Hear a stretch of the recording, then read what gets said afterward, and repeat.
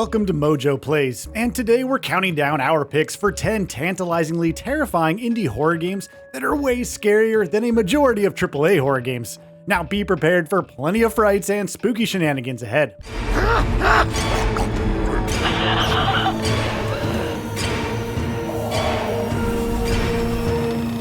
Before we begin, we publish new content all week long, so be sure to subscribe and ring the bell to be notified about our latest videos. Crow Country.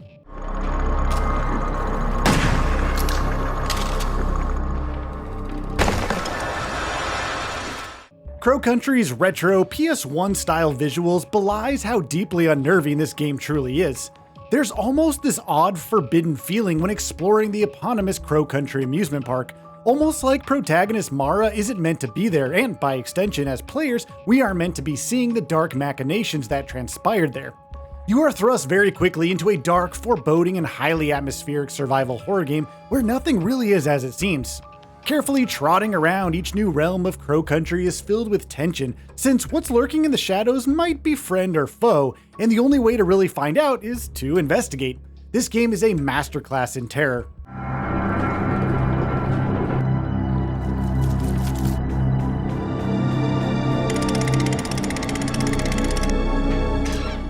Never-ending nightmares.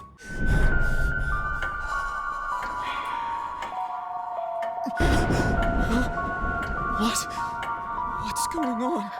Now, what could be scarier than a deeply personal nightmare all about the horrors of depression, OCD, and other mental health struggles from the perspective of the creator? Well, such is the case with the highly overlooked indie horror gem Never-ending Nightmares. The creator of this immersive game, Matt Gilgenbach, wanted to display the realities of dealing with OCD and depression through the lens of video games. And to say it's effective would be an incredible understatement.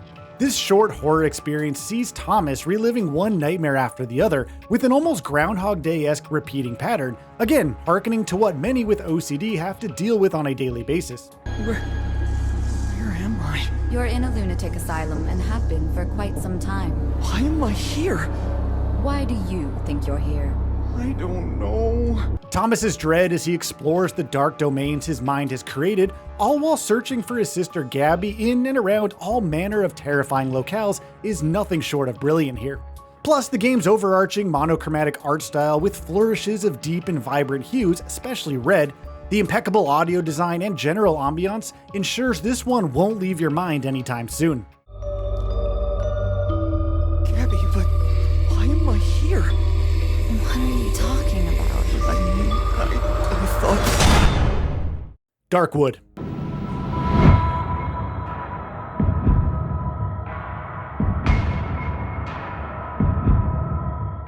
Darkwood is a brutal survival game with myriad horror elements where you are tasked with surviving through any means necessary in a creepy forest where ravenous, plague-ridden beasts and ghouls run rampant.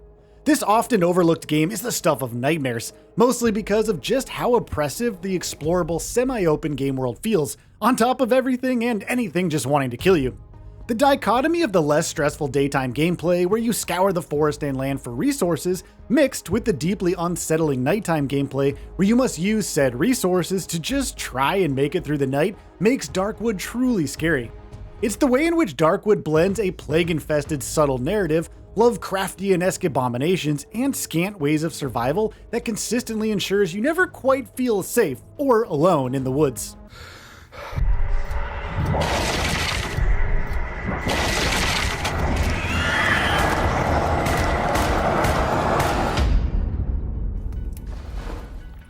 Signalis.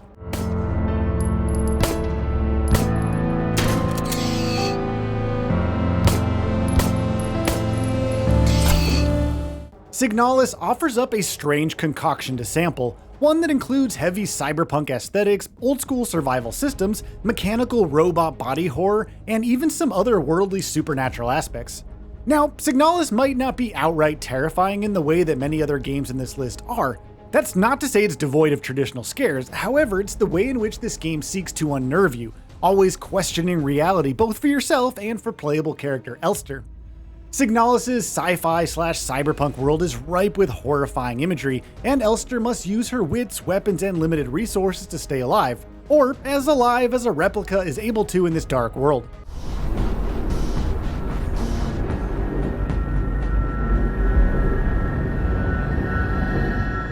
Outlast.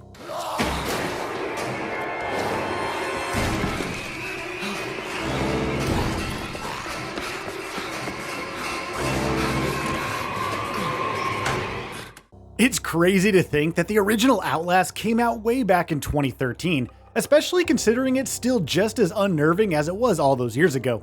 Most of this horror comes from the location, Mount Massive Asylum.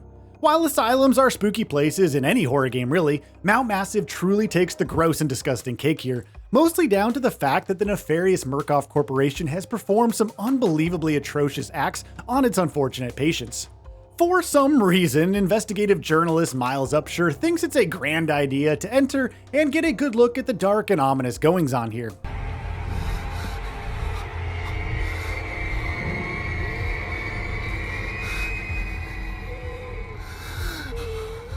As you might have gleaned, things very quickly go south for Miles, and he must now try to survive the abhorrent abominations within the confines of this infamous infested locale.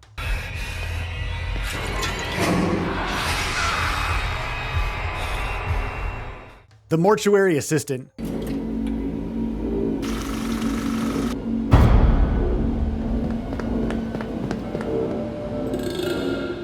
Boy howdy, the Mortuary Assistant is one heck of an intensely oppressive and harrowing experience.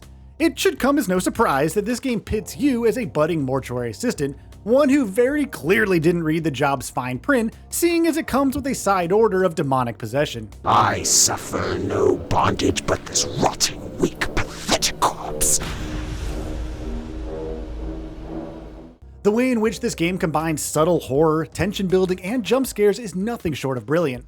It's especially the subtle moments where you see a glimpse of a demonic entity that really makes your hair stand on end, questioning everything.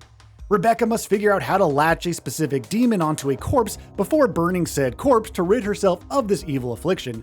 Oh, and well, if that wasn't enough, you still have to go through all of the usual mortuary madcaps, which really help set the mood here.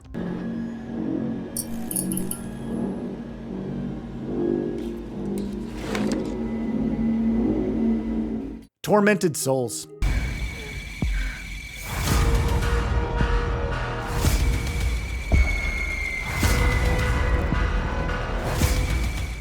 As Caroline wakes up in the ominous Wildberger Hospital, she finds herself in a bathtub, hooked up to grimy medical equipment, only to fully come to and realize that one of her eyes has been removed. It's this creepy setup that immediately sets the tone for Tormented Souls, a finely tuned throwback to old school survival horror games from yesteryear. This game's frights come from many sources, including the deranged, monstrous, and violent experimented on lunatics who call this place home. The feelings of fear and dread as Caroline slowly descends into madness while searching for twins from a photograph that led her here will most certainly seep into your consciousness. Yes, the goofy and off-putting voice acting can take you out of the moment sometimes. However, worry not, the terror will quickly find its way back to you around the next shadow-strewn corner.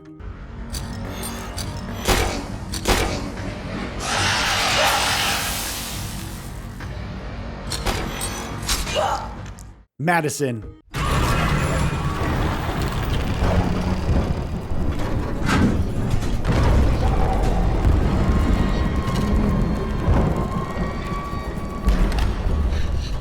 Blue Knees is real. If you know, you know. And then you'll wish you actually didn't know.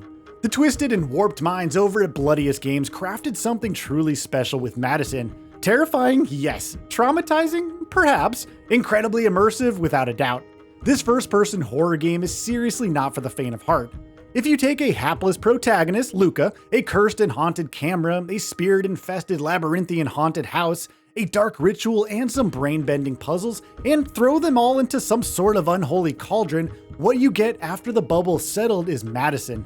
It's one of those surreal horror games where nothing is as it seems, and you will question your own sanity while experiencing it. Good luck, you'll definitely need it here. If you are listening to this, Blue Knees is real. Visage.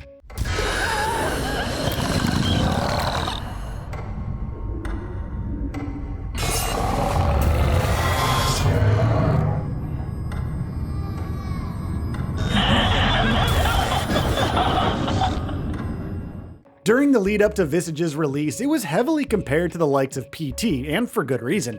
The first-person perspective, the freaky haunted house, the stalking ghosts, and the audio, well, basically really just all of it. However, what developer Sad Square Studio did with the entire Visage experience completely blows PT out of the water when it comes to pure terror and unrelenting dread. Right from the get-go, Visage's opening doesn't hold back any punches. Seriously, it's one of the most nerve-wracking, gruesome, and disturbing intros we've ever seen. Exploring Visage's interweaving horror stories, all cemented by one haunted house location, provides for a thrilling and unforgettable horror experience that will stay in your nightmares for months to come.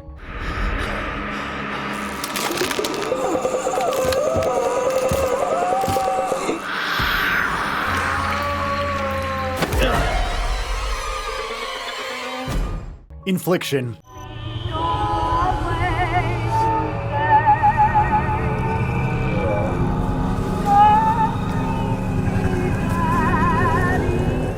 Infliction is hands down the scariest game that no one ever talks about. Now that's a real shame given just how terrifying this first-person horror game truly is. No other horror game has matched the level of oppressive terror that Infliction manages to imbue all throughout its runtime. This is a game about a disturbing murder, a possession, a demonic hellish ritual, spectral vengeance, and a deep fear of the unknown. While all of those things are incredibly disturbing in their own rights, all of them combined with some truly disturbing audio design, the secret sauce to any great horror experience. Then the darkness seeped in like a cold Down from below. Each little sound cue feels real and palpable, as if you were the one actually exploring the seemingly mundane haunted house. Then, just when you think there are things that are being figured out, the game's dark narrative really just upends reality and throws you into the bowels of a decaying mind that plays out in some really unexpected and terrifying ways. And so I promise you this. You will understand your sins and you will reap what you've sowed. So, do you agree with our spooky picks for this list? Be sure to let us know down in the comment section which indie horror games provided you with tons of frights. Thank you for watching this video from MojoPlays. If you do want to see more from us, be sure to press that subscribe button and ring that notification bell so you never miss our daily gaming videos.